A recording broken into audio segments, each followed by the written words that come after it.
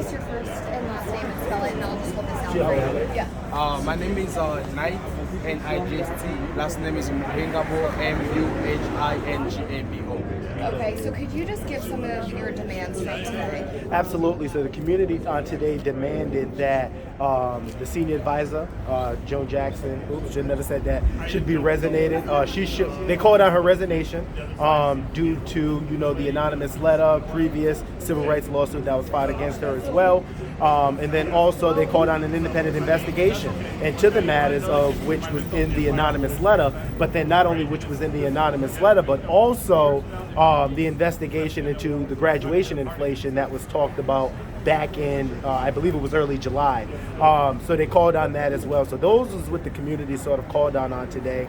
Us as a school board, we've also called on those kind of list of demands, but we've taken a different approach. But on today, we're here to stand with the community. And what would you like to see change?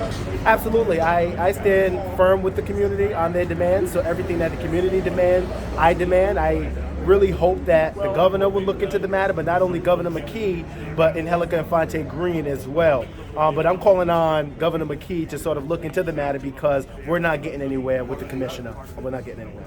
And why was it important for you to be here today? Hi, I'm here to support my community. I stand behind it. Back early in July, me and my fellow board member we received anonymous calls and letters, and immediately we asked for an independent investigation. I'm so proud of our community coming out here and speaking up and asking for an independent investigation regarding graduation inflation. And also, I also support my community for coming out here and speaking up against. We are asking for the resignation of senior advisor to the superintendent. I believe that she came here and probably she created retaliation culture in PPSD, and I don't think that's good for our district. Absolutely. Oh, go ahead. Have you guys heard from the superintendent at all? We have heard from the superintendent. The superintendent is currently on admin leave. We gave him our list of demands. Only thing he did was respond, but nothing has sort of happened as of now. Currently, the chief of staff, Scott Sutherland, is in charge, but I haven't heard nothing from him, nothing from the commissioner. The commissioner is not on admin leave, but we have not heard anything as it pertains to our list of demands. But the only thing we heard was the superintendent was on admin leave, and he communicated that with the school board. Do you worry that another school year will go by with inaction, particularly since we're past the election now? I do. It's kind of unfortunate, but I do. I do strongly feel that is going to be the case. I truly hope that that's going to be the case, and it's unfortunate because we have like a superintendent that was here last time that we recently got rid of, and now we're dealing with the situation all over again. But with a situation like this, action has to be done.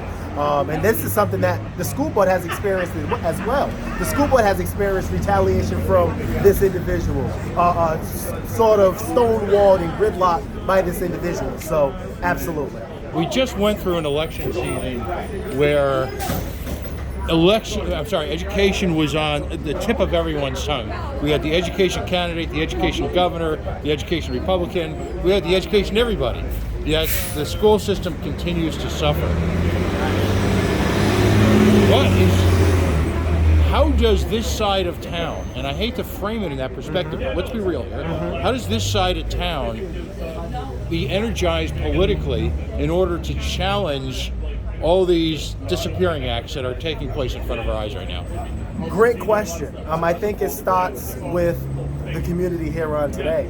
Building community. I'm only a school board member, he's a school board member, so we can only do but so much. But then when the community comes in numbers and continuously speak up, that's when action needs to be done. So I guess it's really just the community coming together, bringing everybody together about what's currently going on. That's the only way change can happen. It's unfortunate that I'm here speaking to the media. I don't want to do this, but when you're under a state takeover, when the commissioner has sweeping authority, there's only but so much we can do. So it's unfortunate. It's unfortunate, but in numbers is the only way things like this can change. So. And I guess my last question, I appreciate your time here.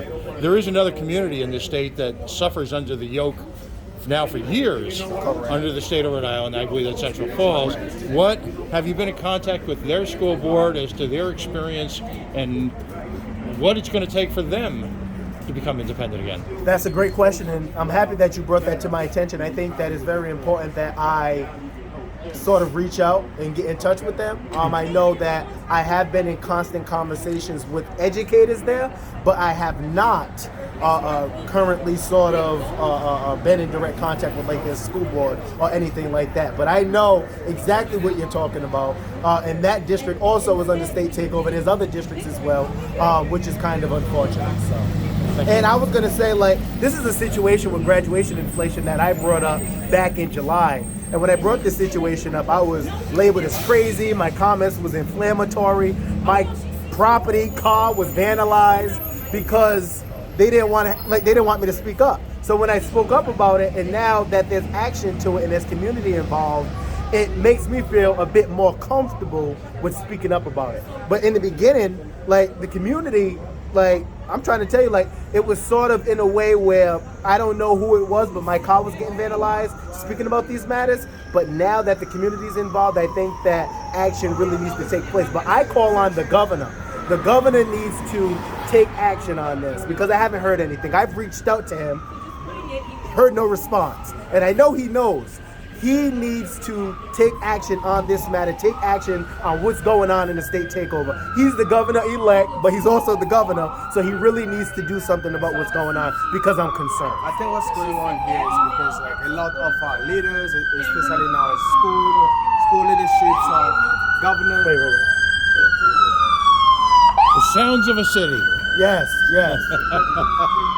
I think a lot of going on in our communities because like our leaders are not listening to our community members.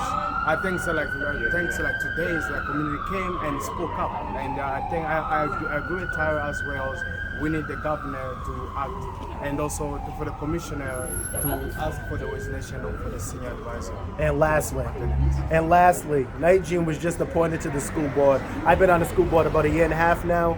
This stuff is not going to go on while we're on the school board. We're going to speak up about matters and situations like this. So I just want to make that clear. But thank you. Thank you so much. All of you have my name and everything and his name. Yes, Got it. thank you. All right. I'm sorry.